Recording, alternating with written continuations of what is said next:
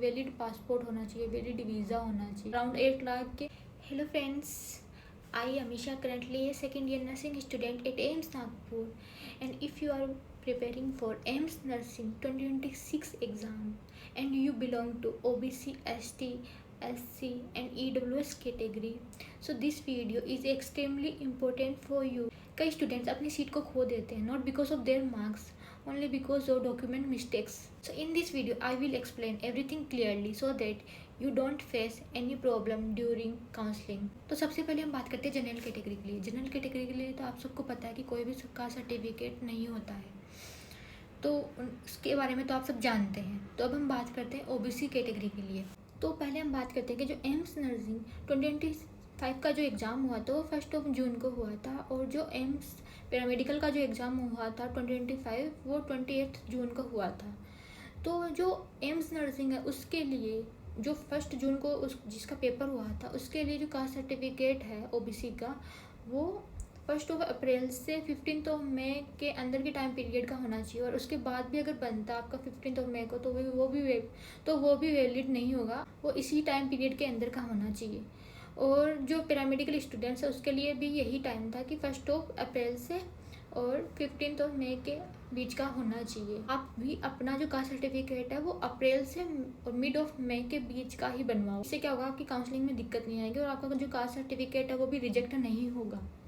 तो आप इसी टाइम पीरियड के बीच का बनवाइए। अगर आपका पहले से भी बना हुआ है तो भी आप बनवा लीजिए, रिन्यू करवा लीजिए उसे। और देखो ओबीसी के अंदर 2 चीज़ें हैं, नॉन क्रीमी लेयर और creamy layer. Creamy layer means जो सेंट्रल गवर्नमेंट की जो एक इकोनॉमी जो लिमिट होती है उसके जो ऊपर आने वाले होते हैं, जैसे 8 लाख, अराउंड 8 लाख के ऊपर जो जिनकी इनकम होती है ईयरली, वो क्रीमी लेयर के अंदर आते हैं, उनको इसका रिजर्वेशन नहीं मिलता है। जो ओबीसी के अंदर जो कास्ट सर्टिफिकेट लगता है उसका रिजर्वेशन इनको नहीं मिलता है। उनकी जो काउंसलिंग होती है वो यूआर जनरल कैटेगरी के अकॉर्डिंग ही होती है, उनके लिए जो कास्ट का जो बेनिफिट है वो नहीं मिलता है। और ये तो आपको पता होगा कि जो जनरल कैटेगरी है उसके लिए around 50% of marks expected cut off रहती है, एंड ओबीसी के लिए 45% एंड SC ST के लिए 40%। और क्या सेफ रैंक और सेफ स्कोर है इसके लिए आप मेरा वीडियो जाके देख सकते हैं regarding most expected cut off. और जो कास्ट सर्टिफिकेट है ये सेंट्रल गवर्नमेंट का ही वैलिड होगा, बिकॉज जो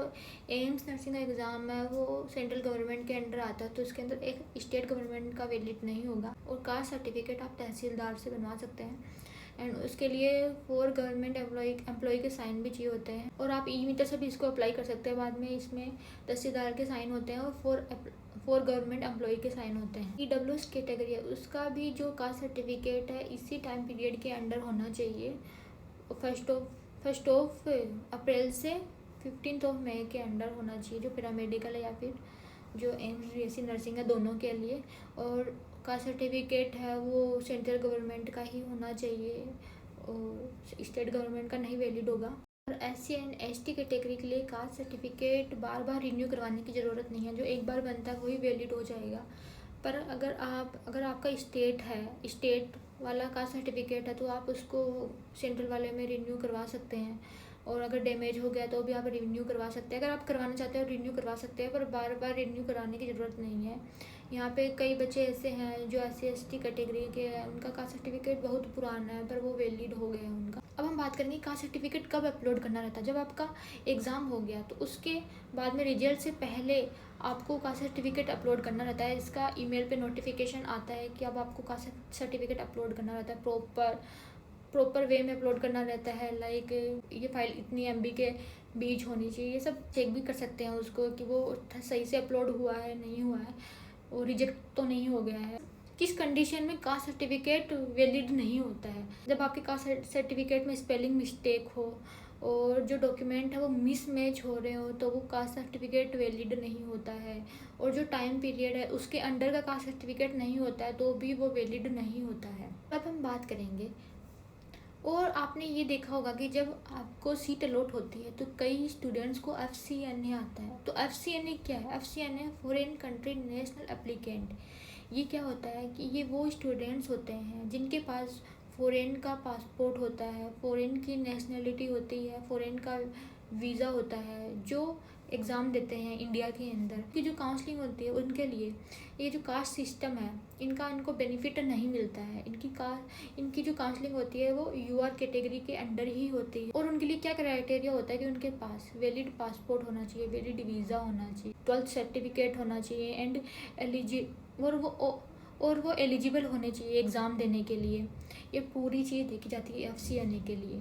बट जो NRI कोटा होता है, नॉन रेजिडेंट इंडियन, वो FCNA से अलग होता है। वो क्या होते हैं, ये वो स्टूडेंट्स होते हैं जिनके पास इंडिया की ही नेशनलिटी होती है पर जो बाहर जाके पढ़ते हैं, जो भी रीज़न हो इनका, पर जब ये एग्ज़ाम देते हैं तो इनके लिए इनके पास वैलिड इंडियन पासपोर्ट होना चाहिए। कि जो काउंसलिंग होती है अगर इनके पास में प्रॉपर कास्ट सर्टिफिकेट है तो उनके अंदर ही ये आते हैं। इनके लिए कास्ट सर्टिफिकेट का इनको बेनिफिट मिलता है। And AIIMS nursing and paramedical में जो मैक्सिमम सीट है वो इंडियन सिटीजन के लिए है।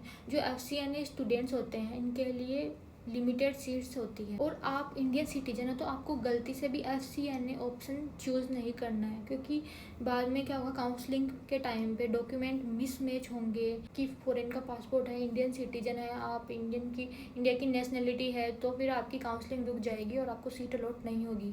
जो एम्स नर्सिंग है पैरामेडिकल के रजिस्ट्रेशन है वो अप्रैल के 1st या 2nd वीक में होंगे। और इनकी रजिस्ट्रेशन फ़ी तो आपको पता है, BC एंड जनरल के लिए 2000 एंड EWS SC ST के लिए 1600। सो फ्रेंड्स, आपको आज का मेरा वीडियो कैसा लगा? अगर अच्छा लगा तो लाइक ज़रूर करके जाना, और कोई भी डाउट है डॉक्यूमेंट के रिगार्डिंग तो प्लीज़ कमेंट करना। सो तब तक के लिए बाय बाय फ्रेंड्स।